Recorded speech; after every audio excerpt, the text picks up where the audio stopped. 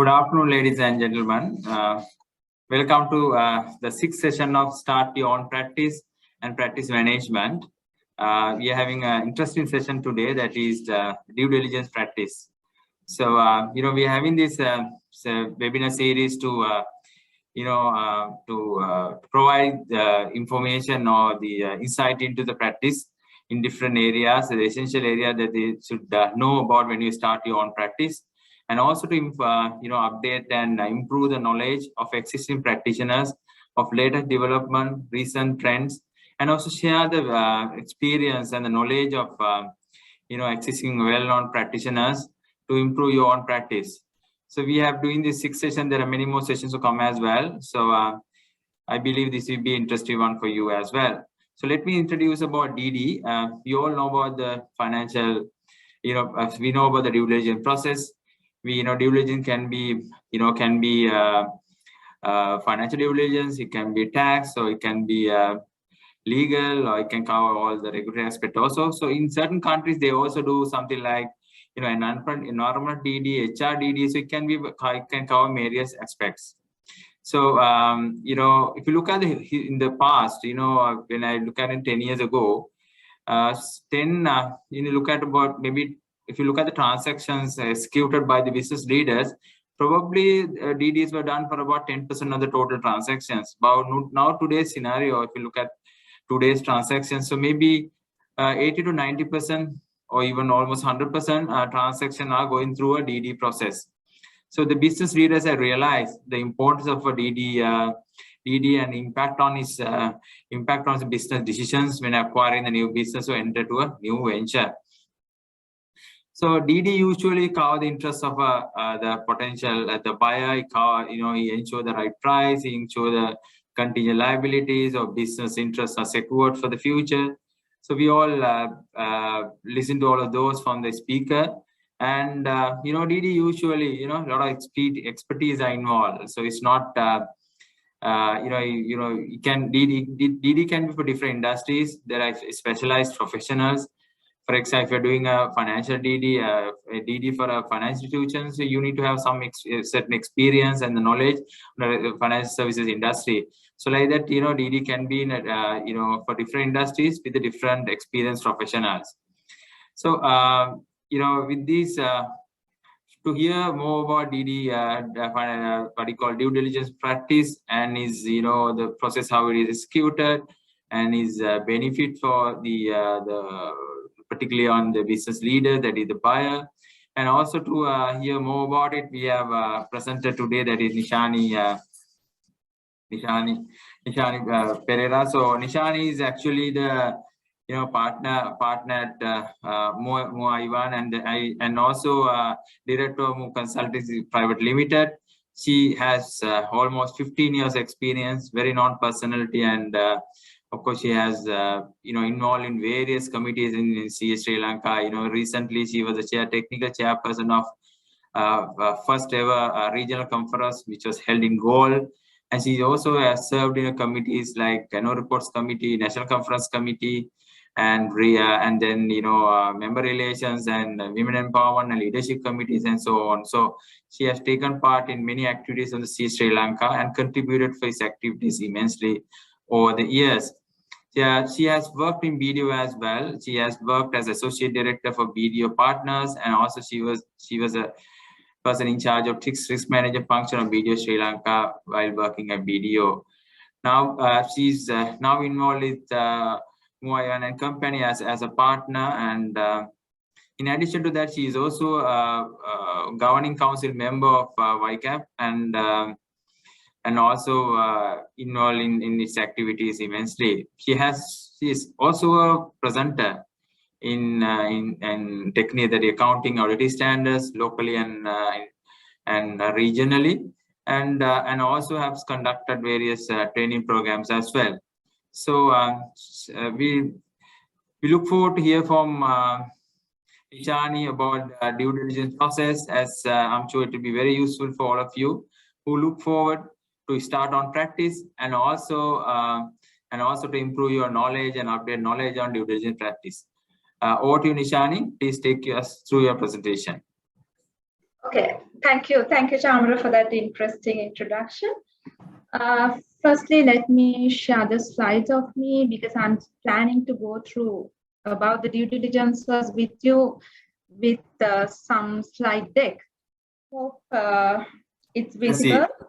Okay. Yeah, visible. Yeah, that's fine. Put it full screen. Yeah, that's fine. Perfect. Right. Okay. Right. Before going through these slides with you all about the due diligence practice, I hope the participants, maybe the people who would like to start a due diligence practice, or maybe the people who are currently practicing the due diligence, but maybe to brush up your knowledge and the knowledge about the due diligence process.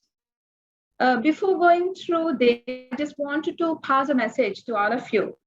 If you are planning to start a due diligence practice, or if you are in the process of due diligence, one of the critical success factor would be the human resources. Because when it comes to a due diligence, it's very important for us to use the experience and the expertise properly in that process. Therefore, we need to deploy experienced and experts into the due diligence team when we are carrying out a due diligence practice. Why is that important? Because in a sales or purchase transaction, I think a significant role, kind of high weight is to be given to this due diligence process. Say, for example, if you are doing kind of a due diligence for the prospective buyer, he may take the decision about buying that company maybe based on the findings of the due diligence, as well as the prospective buyer may use the due diligence findings in negotiation as well as to finalize the pricing of that transaction as well. Therefore, please make sure that if you are planning to start a due diligence practice, you have to think about those aspects as well. By keeping it in our minds, let's proceed to the presentation. These are the areas that I'm going to discuss with you all today. Firstly, we'll discuss about what is a due diligence. I think most of you know about it, but let's brush up our knowledge, as well as if it's a new people who are planning to start a due diligence practice, it will be very useful. Secondly, we'll discuss about in what situations the due diligences are carried out. And thirdly, let's discuss about the due diligence process. Fourthly, the types of due diligence and the aspects covered under each due diligence. As Chandra mentioned, there can be different types of due diligences, the finance, tax, human resources. In other countries, they may look at environmental aspects, the operation aspects, like different types of due diligences are there. Let's go through those types and we'll see what kind of areas that we can handle, as well as what kind of areas that may need the expertise, kind of. As fifth area, we'll discuss about the special matters to be considered in undertaking a due diligence assignment, as well as in scoping a due diligence assignment. Finally, let's discuss about what is to be done with the findings arising out of a due diligence assignment. Okay, now let's see what is a due diligence. According to the definitions, one of the definitions of the due diligence, it's an investigation or an audit of a potential investment by a prospective buyer. Right? In a due diligence, always there will be a potential two parties in the same, in a transaction, a prospective buyer and a seller. Then where the due diligence comes in is in between. The objective of that due diligence is to make sure or to confirm the accuracy of the seller's information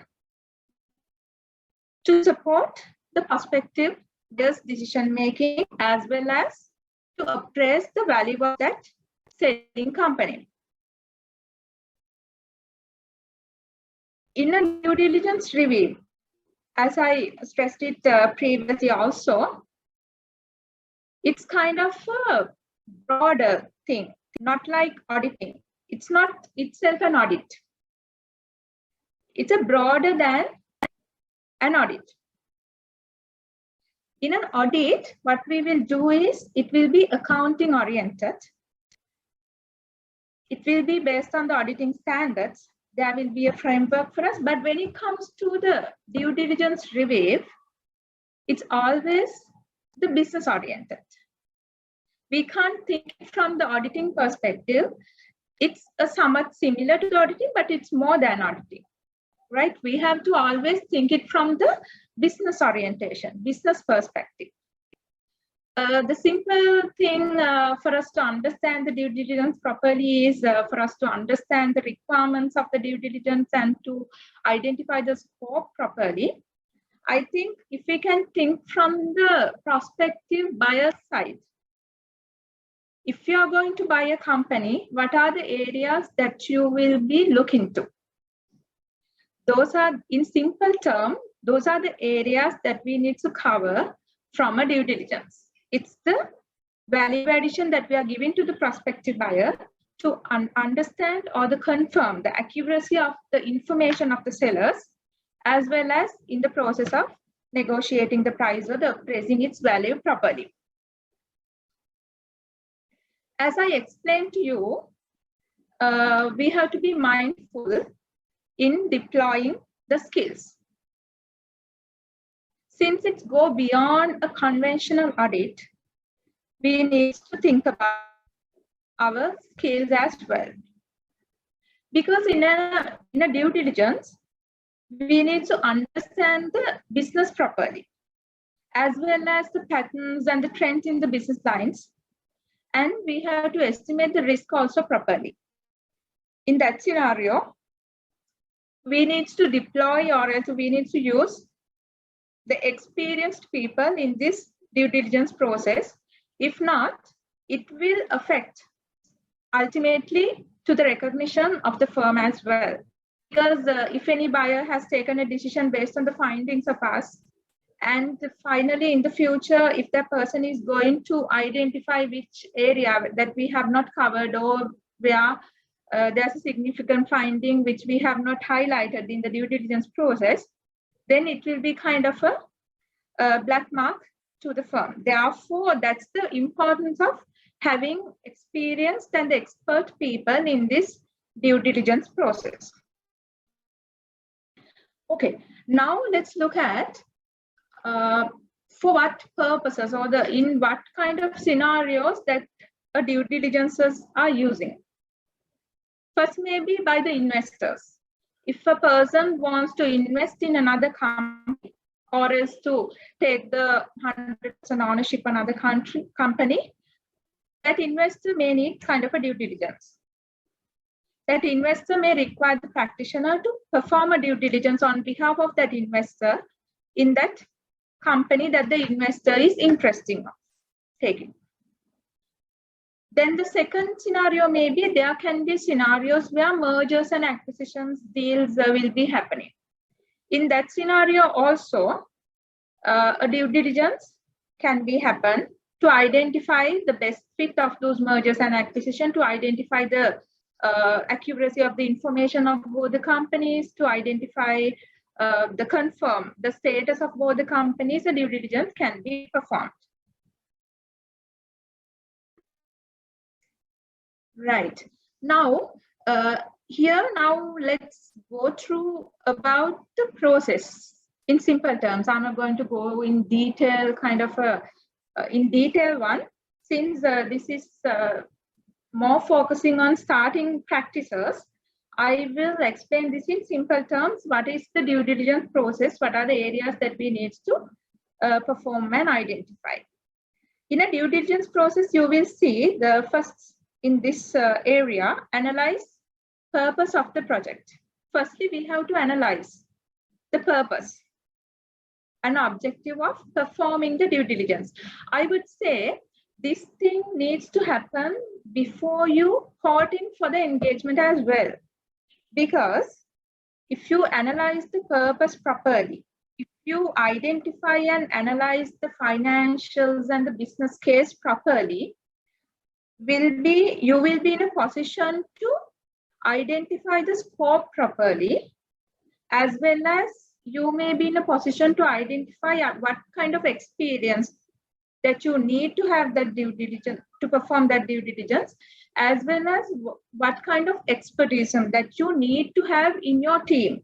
Say, for example, as Chamra mentioned, there may be areas where we cannot handle as chartered accountants. There may be some technical areas when it comes to, say, for example, I would say when it comes to the machineries, the technicality and the durability of machinery, sometimes we may have to get the assistance of some valuers. In that scenario, likewise, we may have to identify and analyze the purpose as well as the business case behind the due diligence properly before quoting for that engagement as well. Once you identify the scope properly, you have to agree that scope properly with the prospective buyer, and then we have to agree that scope. After that only we should go for the full checking. At that time, we need to identify the time consumption of us, maybe the cost of us. At that time, we can identify or else estimate the fee of us as well. Then the third aspect may be the full check of documents. Once you agree with all the prerequisites only, we may have to go to the full check of documents. That means the field work at the time of due diligences. We can go to the documents and the full analysis of business case and plans, the risk analysis, all those things we need to do in this due diligence process. And finally, we have to report the due diligence related findings to the prospective buyer. Then there will be a final offering and the ongoing monitoring process in this process.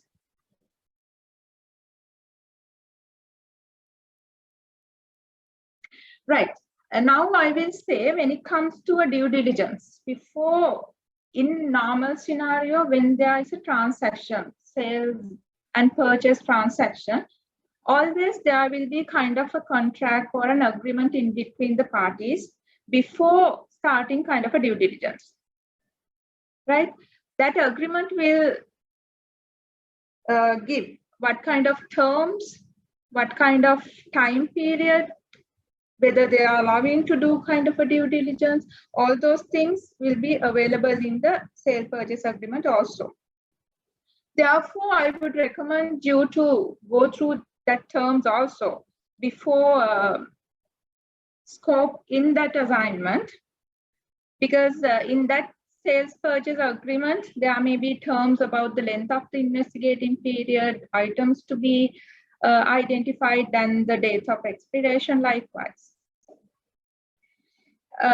In a due diligence task, always subject to various situational contingencies, because based on the situation, we may have to change the scope as well. Say, for example, based on the nature of the company, we may have to change the scope of the due diligence. In a typical kind of a due diligence, the areas that we are covering is the financial records, evaluating the assets and liabilities, and assessing the operations or business practices of that company. This due diligence, normally it takes time, and due to the complexity, it will take more time as well. When it comes to the mergers and acquisition, the process is little bit rigorous and maybe time consuming and complex. Here, in addition to that, I would like to highlight incomplete or improper investigation is actually one of the major culprits of mergers and acquisition failures. Because that's why I told you at the very beginning also, it's very important. Due diligence practitioner plays a major role in this purchase and selling transaction. If we are producing incomplete or improper investigation, actually we will be a part of a failure of a mergers and acquisition. That's why I told you at the very beginning also, the critical success factor of having a due diligence practice is your human resources, as well as the experience you carry, as well as identifying what kind of expertise that we need to perform that due diligence.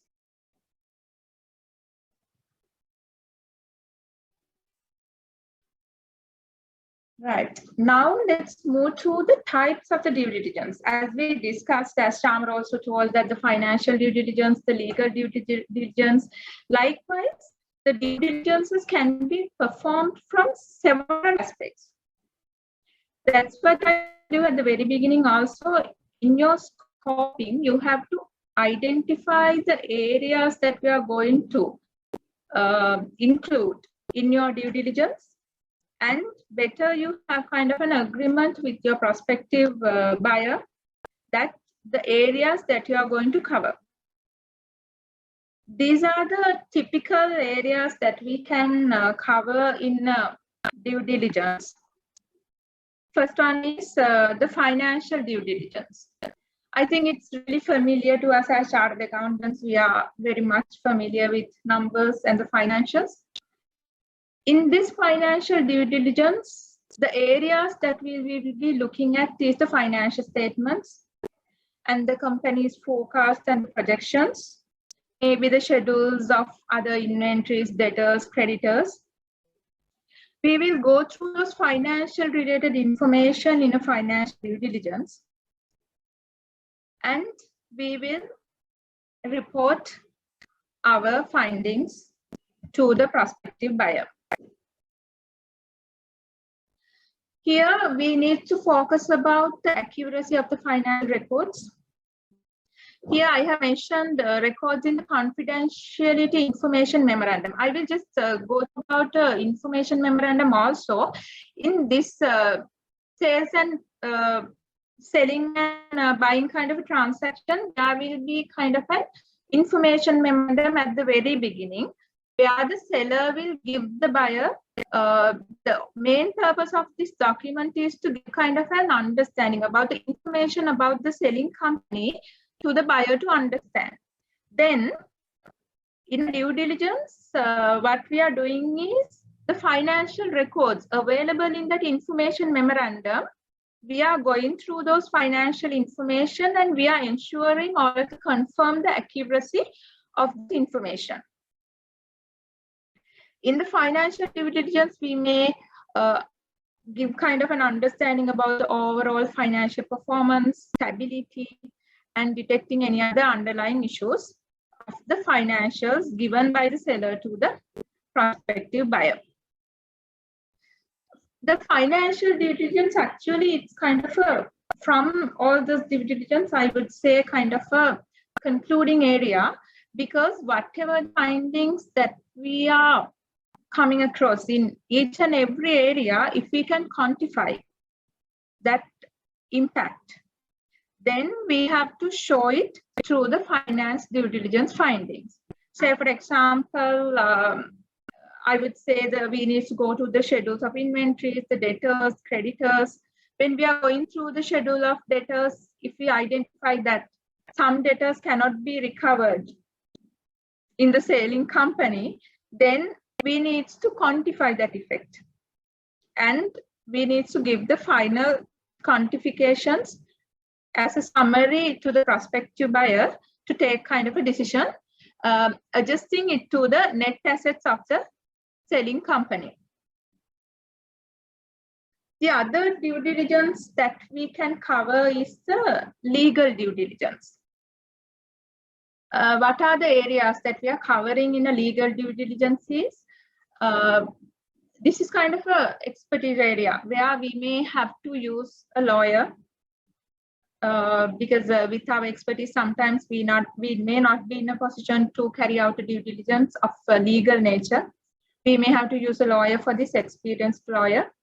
If it's a specific nature of the business, maybe not a general buying and selling company where the specific experience is needed from the legal side, we may have to get that correct lawyer to the team if we are performing kind of a legal due diligence. In the legal due diligence, the main objective is to cover the legality of the selling company. The areas going by legal due diligence may be the contracts, the corporate documents, the board meeting minutes, and compliance policies. All those things need to be reviewed and see whether any potential threat to the prospective buyer in future, whether the company is complying with the required laws and regulations at the moment. If the company is not complying with the required laws and regulations, what will be the implications? Those things we need to highlight to the prospective buyer. Say, for example, if the selling company do have a land, in simple terms, and the deed, if the title is not clear, then we may have to inform that to the prospective buyer about that title issue. Those are the findings will come under due diligence, and these are the areas we need to cover in kind of a legal due diligence engagement. Sometimes there may be small companies, we may not required to identify the scopes properly in separately in financial due diligence, legal due diligence. However, based on the nature of the company, the size of the company, we may have to arrange the scope properly, and these areas need to be covered properly in a due diligence assignment. Now let's see the potential area of due diligence is human resources. Actually, the most vital asset for any company, mainly the service providing company, where the company is basically surviving based on their employees, then the human resources is kind of a vital asset to that organization or to the company. In a human resource kind of a due diligence, what we will be doing is we will be going through that human resources related areas in the selling company. Say, for example, we will be going through the company's organizational structure, maybe the compensation and the benefits providing to the company employees. And if there's a vacancies, if there's a vacancy for a key position in the selling company, it will be affect to the buyer in future if he's going to take the company as it is. Then those factors we need to inform to the prospective buyer properly. Then whether any union contracts are there, any types of harassment, disputes or wrongful terminations. In addition to that, we can check about any labor-related issues of the company, as well as whether the company has complied with all the employee-related obligations, the EPF, PTF, whether they have paid the gratuity properly, whether any labor-related court cases outstanding from the company. All those things we need to go through in detail in human resource due diligence. In each and every aspect, we have to be mindful about the business operations. That means we have to think from the business perspective, as I explained to you at the very beginning. If we think from that angle, I think we will be able to cover the required objective, or else we may be in a position to serve the objective of the prospective buyer properly. And the fourth one is the most interesting. I think this is also kind of a tax duties. I think we are well competent on that area also. In the tax due diligence, what are the areas that we are looking at? I would say, firstly, we have to identify what are the taxes that the company should comply with. Based on the nature, what are the applicable taxes to the company, right? Then we have to evaluate and assess whether the company has already complied with those applicable taxes, whether they have paid the taxes properly, whether they have applied the correct tax rate, whether they have registered with the required applicable taxes, Likewise, we have to assess that. Then we may have to think whether the company do have any outstanding assessment from the department side. Also, we can do kind of an assessment. We can get outstanding taxes from the department as well, and we can see what are the outstanding taxes, whether the company has properly booked for them, what are the outstanding assessments, what are the probabilities of the company may have to pay for those assessments. All those areas should be covered in the tax DD's perspective. Whatever the unrecorded, if the company has not recorded any provision relating to maybe the assessments and all, then those should come as findings, as well as we need to inform the potential buyer that once we take the company, there can be this kind of a tax exposure in the future. If the company has not properly paid their taxes, then anyway there will be, the company may have to pay the tax, as well as the company may have to pay the penalties as well. Those are the things that we have to take out as our findings of a tax due diligence in a simple term. Then those qualifications should link to the finally the summary of the finance due diligence, and we have to show the total impact to the existing net asset of the company after the due diligence findings. Then the fifth area is the IT related due diligence. For some companies, maybe the example that the Chandra has taken is the finance company. Yes, if it's a finance company, maybe their systems mostly driven by the information technology. There may be a lot of systems that they are using for their day-to-day operations. Based on the complexities of the companies and the nature of the businesses, we may have to think about doing an information system DD also. This is again another area where we may have to use the experts. We may need to use information system auditors in this kind of a scenario if the company do have complex information technology environment. Banks, the finance company, if it's a simple small business, say for example they are using only maybe the QuickBooks, at that time we may not need the kind of an information system auditor in a smaller version of a due diligence. But the thing is, we may have to ensure that we are looking at that aspect as well.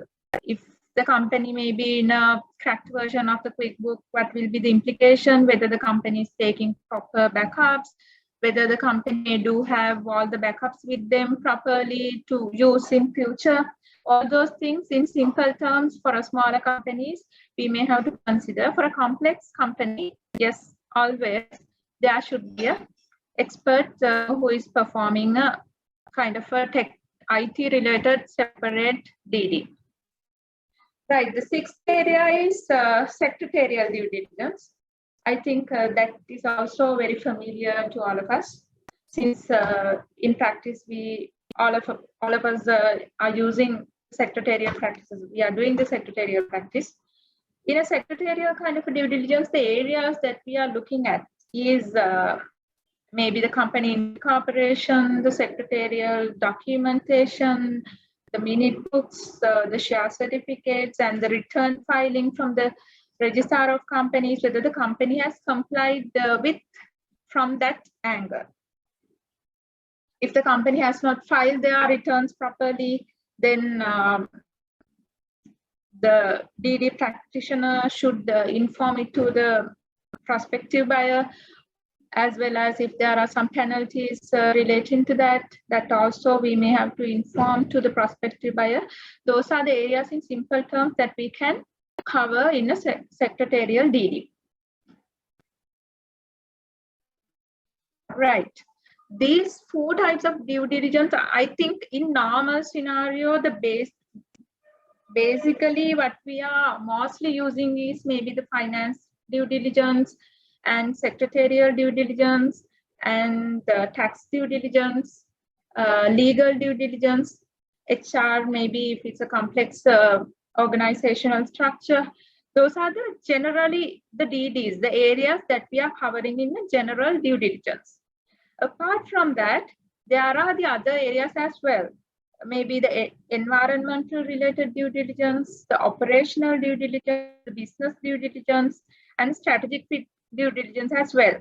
In our operational due diligence, what will happen is, what we can do is, if we are scoping kind of a due diligence, we can focus on the financial due diligence, tax, and all those main areas, but we can embed few of these areas if it's really required, the operational related ones, to the due diligence, maybe in a smaller scale.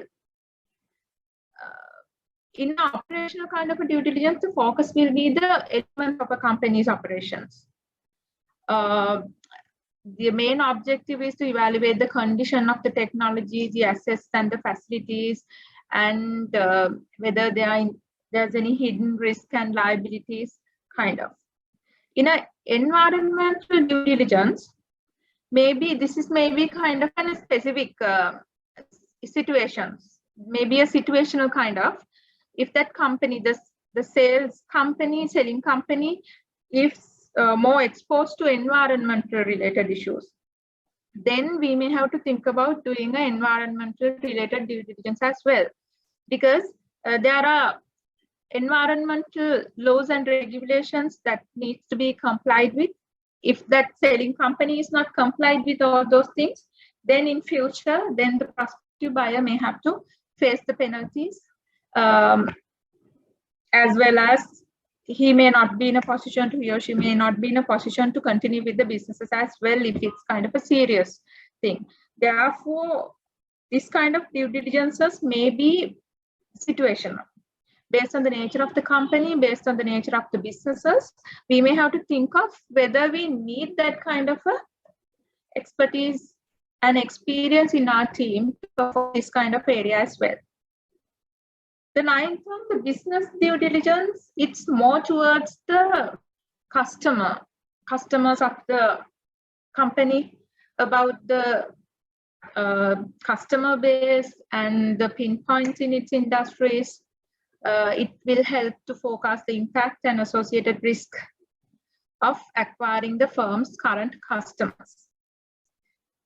Then the 10th one, the final one, is this is more towards when it comes to there's a mergers and acquisitions, especially the mergers. When two companies are getting merged, what are the potential synergies, the benefits of the transactions, how well the two entities would merge together? That is the strategic fit due diligence that we can perform to see how best that we can merge those companies. Right. That is those are the areas that we can perform due diligence services. I will just glance through again the areas that we can cover. Is the financial due diligence is the first, our favorite area, I think, as chartered accountants when it comes to numbers. And the legal due diligence, if we are performing a legal due diligence, we may have to ensure, if it's based on the complexities, that we are deploying a lawyer also to the team. Then thirdly, the human resources due diligence. If you are looking to the HR aspects based on the complexity of the company, if we need to, sometimes we may need to have expertise also in these areas. Based on the nature and based on the complexities, we may have to take that decision. The tax DD, of course, we need to look at the tax aspect of the company. IT due diligence, if the information system structure of that company is so complex, we may have to get an information system audited to that. If not, if it's a very small scale one, we can cover, but we need to ensure that we are covering the required scope relating to that. Secretarial due diligence, yes, of course, for any company from the very beginning, from the company incorporation to the return filing and filing all the changes with the registrar of companies, we may have to look all those areas from the secretarial DD. These are the areas, special areas that we can look into based on the complex nature of the transaction as well as nature of the business that we are going to perform the due diligence. Again, I would like to highlight, in performing any due diligence, think from the buyer's perspective. Think that you are the buyer, then I think you will be in a position to cover most of the areas that the buyer's requirements in your due diligence process properly. Right. These are the areas that I just wanted to emphasize. What are the areas that you would need to look into when performing a due diligence? Right, scoping is really required. It is very much necessary, scoping in a due diligence review. As I explained to you, since there are a lot of aspects that we can look into when it comes to a company, we need to identify the scope properly. We need to identify the very important areas properly, and we have to scope the assignment properly, as well as in that process, we need to get the consultation from the client as well. If not, you have to get the clearance for this scope from the prospective buyer as well. If not, what will happen is at the latter stage, there will be an expectational gaps. In order to avoid that, before starting the assignment, scoping is really, really important. You have to scope the assignment properly. You have to consult with the client at the time of defining the scope, and you have to get the final confirmation from the prospective buyer about your scope. Then only you should go with your field work. In addition to that, for us to keep your scope as well as the confirmation in writing, better you have a letter of engagement for this assignment in writing. In the letter of engagement, there are 7 areas, important areas that you should look into. Firstly, we have to identify that who will receive your service. It will be the prospective buyer. So you have to address that, your letter of engagement to your prospective buyer. Then the scope of service. This is the most important part of your letter of engagement. As I explained you previously, you have to identify the scope properly, and you have to include that scope also into your letter of engagement. Then you have to agree with your period of engagement. As I explained you previously, normally in a sales purchase agreement, the timelines, normally the parties are setting the timelines. In that timelines, there will be a timeline for the due diligence as well. Therefore, you have to be mindful on it, and you have to identify the time period also for the due diligence. And the fee structure. You need to have clear understanding about the fee structure in your letter of engagement. You have to identify your cost, and you have to finalize a fee, as well as how often the client will be billed, and all those things you have to get kind of a clear understanding through the letter of engagement. And we need to identify the responsibilities properly, client's responsibilities, and who is responsible of getting information when we need, who is responsible of informing the clients, because this kind of transaction, there will be 3 parties in the buying side and the selling side, as well as in between the due diligence professional. Then we are doing the engagement on behalf of the buyer, the prospective buyer. In that scenario, the buyer should facilitate the due diligence professional in obtaining the information and providing the required requirements to the selling party. Likewise, the responsibilities should be addressed properly in the letter of engagement, and the professional standards, if you are using any professional standards, the governing the engagement. And finally, the most important area is the confirmation of terms.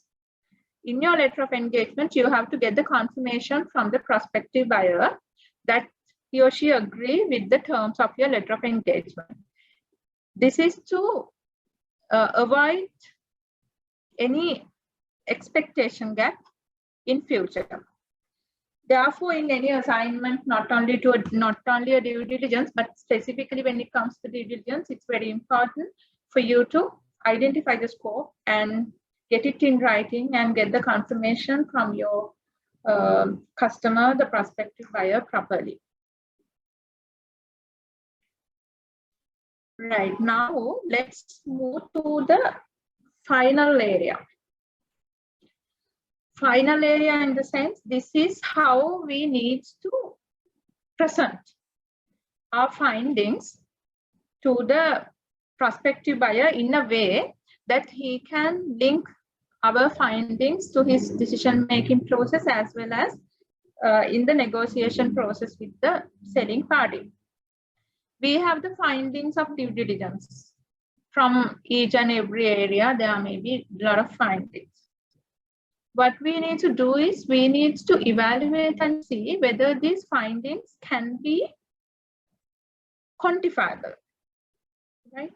Say, for example, if it's an impairment of a debtor that we have identified that the financial due diligence of that selling company, then that we can quantify. In addition to that, there may be findings where we may not be in a position to quantify as well.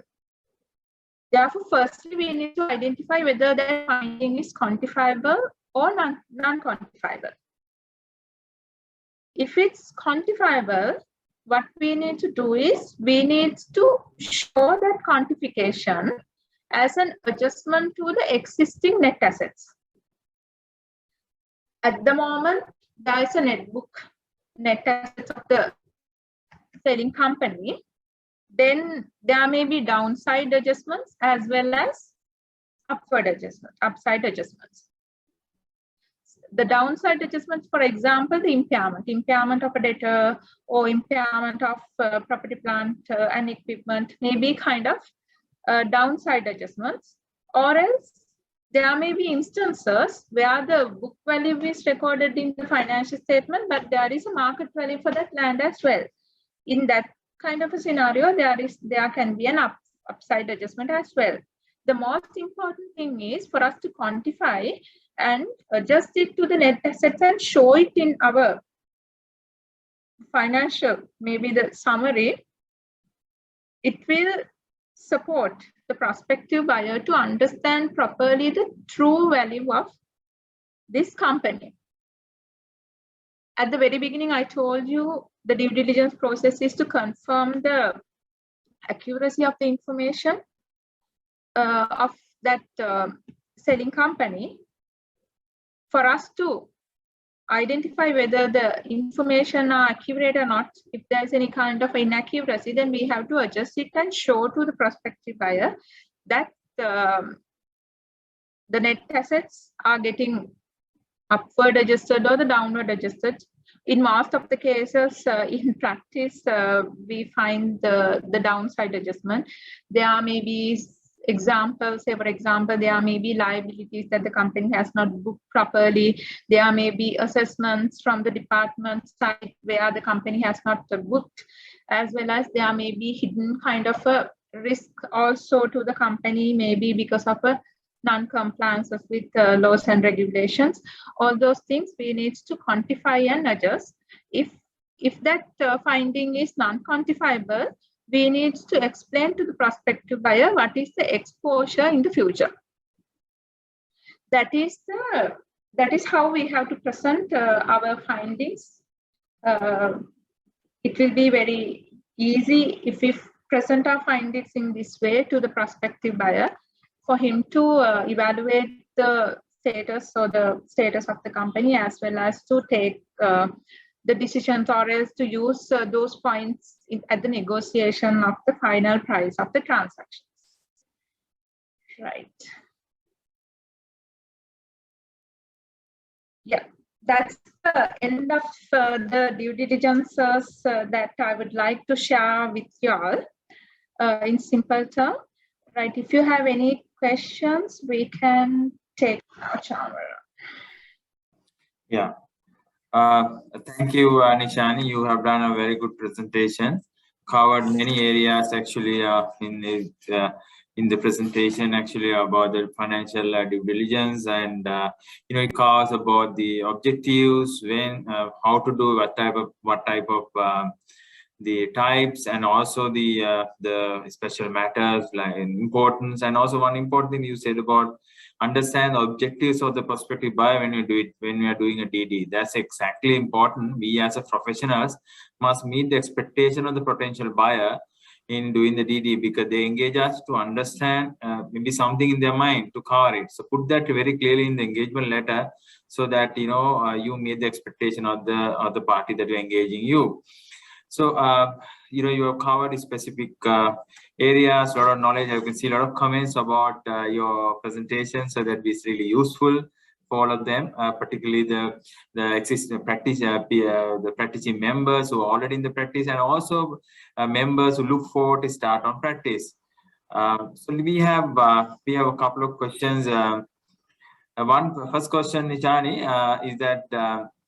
is that if we consider M&A, mergers, acquisition of the PLC company, do we need to analyze the share price fluctuation for past years? This is something that is relevant to the valuation. Can you? I think it's the merger with the PLC company. Rather, the pricing may be required at the time of do the valuation of the transaction price, but from the due diligence aspect, I guess what we need to do is to identify is the best fit of those companies, both the companies. Rather analyzing the historical prices, we have to check whether the companies are best fit to go for a merger. That is, in the due diligence process, we have to focus that. Of course, the pricing at the time of finalizing the final price of the transaction, we can consider about the share prices, historical prices, to give kind of a value to the PLC. But at the time of, from the due diligence perspective, I would say we have to evaluate the best fit. Exactly. Yeah. So it depends on the structure, on the valuation method as well. Then next, Nishani, is that any hint? Next question is there any hint about DD pricing structure? So maybe they're asking when you're doing DD, what sort of a structure to be used in DD? Of course, I think we all are drive with the cost of us. I think it's depend on how best you can estimate your timing, as well as how best you can identify the expertise that you need and the cost of those people, and how best you can estimate your timing, and how best you can assess the cost relating to that time factor is the hint that I can, you have to anyway recover your costs by doing any assignment. Yeah, usually DD, one of the question that many like engaging parties ask, why DD expensive? Usually DDs, we use a specialist and we use experienced people in doing a DD, because you need to have experience, you need to have expertise in doing a financial due diligence or any due diligence to that matter. So as a result, it's usually expensive, but of course, it gives a lot of value addition to the prospective buyer. It certainly covers his interest in terms of giving a right price. It also covers certainly the risk arising on the transaction later on. So probably Nishani has covered that as well. The one more, Nishani, they're asking, next question is that, is there any format of the final report? Can you answer that? The final report, of course, there's no kind of a specific format structure to a due diligence, but I would say if you are doing kind of a different kind of area, better you present your findings in those areas, and there should be obviously an executive summary with the significant findings where the prospective buyer should focus on. as well as you need to give kind of a summary of the quantifiable adjustments, and you have to adjust it to the net assets and show to the prospective buyer this is the amount, the value of the company based on the book values after the due diligence adjustment. If you cover those areas, I think it will be kind of a good report. So it's basically depends on the objectives of the buyer or its expectation on the party. So it reports will drive mainly on that aspects, as that's what Nishan is trying to say. And also, you know, it goes for the DD can be followed with the evaluation as well. Next is there any professional standards like ISA covers the DD as engagement? Any particular professional standards? Professional standard, of course, I think the financial due diligence, I guess, somewhat similar to this agreed upon procedures kind of engagement. We can use up to some extent that kind of an framework. Yeah. The historical we can use that kind of framework is available for us to follow. Exactly. Yeah, Nisha, I think next question also more or less related to the same thing. It is, it says in terms of presentation of DD report, is the agreed upon procedure standard to be followed? I think you answer the question as well clearly. So these are the questions. Just to clarify, I also have a question, Nishani. One of the things that most of the business leaders ask a question when there's a recent audit done. So why should they do a DD? What's the purpose of doing DD when there's a recent audit? So audit, you know, so it's a repeated, it's the same work. So what do you how do you advise the existing practitioners as well as the members who are looking for to start on practices to convince particularly the potential buyer to do a DD? So how should we sort of have that dialogue with the potential investor? Yeah, I would say, Chamara, when it comes to an audit, I think we are doing the audit based on the auditing standard, as well as the financial statements are based on the accounting standards, and the accounting standard driven kind of. But when it comes to a due diligence, when it comes to assessment from the buyer's perspective, it's not only from the accounting standards perspective, it should be business perspective as well. We need to mix all these together to give kind of a proper results to the due diligence to the prospective buyer. I think since the due diligence are more business perspective, business angle linked with all the other aspects, the technical aspects as well, auditing is the due diligence is kind of a broader version of the. Sometimes in audits we may limit ourselves to the samples and all, but the due diligence also. But we have to look it from mostly from the business perspective, from the buyer's perspective.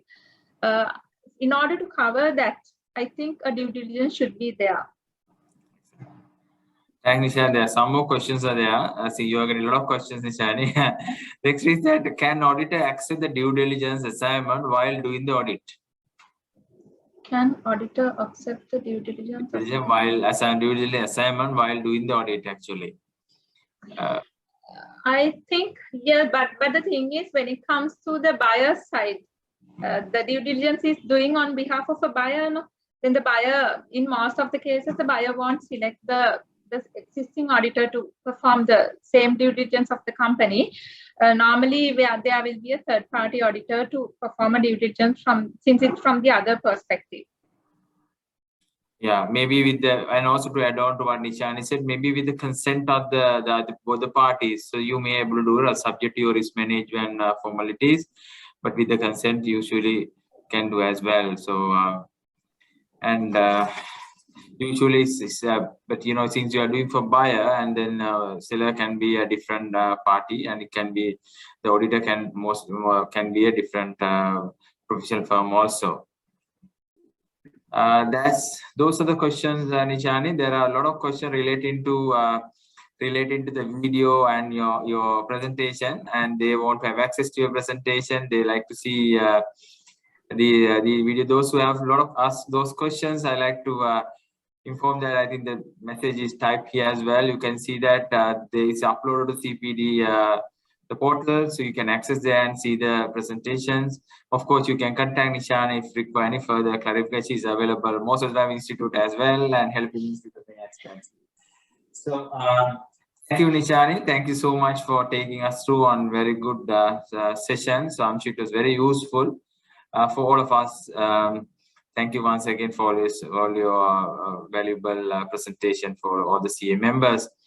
So thank you, ladies and gentlemen, for joining in, and we look forward for your participation in the upcoming seminar series. There are a lot lined up, and I'm sure those are also there will be a lot of interesting presentations. We look forward to your participation in those as well. Have a good evening. Thank you. Okay, thanks all. Good evening.